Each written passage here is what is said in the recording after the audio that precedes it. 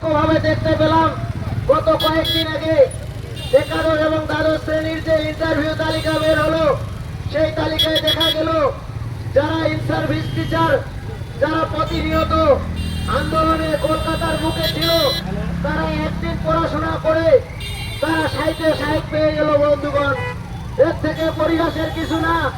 অথচ আমরা 6 বছর থেকে প্রিপারেশন নিচ্ছি। কেউ বিভিন্ন বড় বড় কোচিং সেন্টারে ভাবে টাকা খুইয়ে আমরা পড়াশোনা করছি। আমরা যেখানে 55, 56, 58, 60 পেলাম, তারাও 58 পেয়ে গেল একদিনের পড়াশোনায়। বন্ধুগণ, এটা কমিশনের কি কারচুপি, কি চক্রান্ত আমরা জানি না।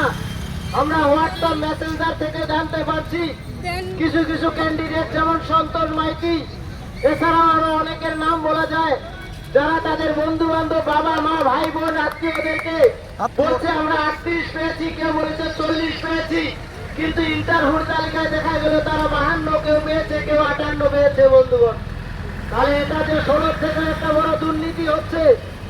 আজকে আমরা পথে বসেছি এই কারণে যে আমরা যারা ফ্রেশার্সরা, বিশেষ করে বাংলা, ইতিহাস এবং ইংরাজিতে ম্যাথের মধ্যে লিখিত পরীক্ষা হয়েছে, অনেকেই আমাদের ফ্রেশার্স ক্যান্ডিডেট রয়েছে যারা 60 পেয়েছে। সেই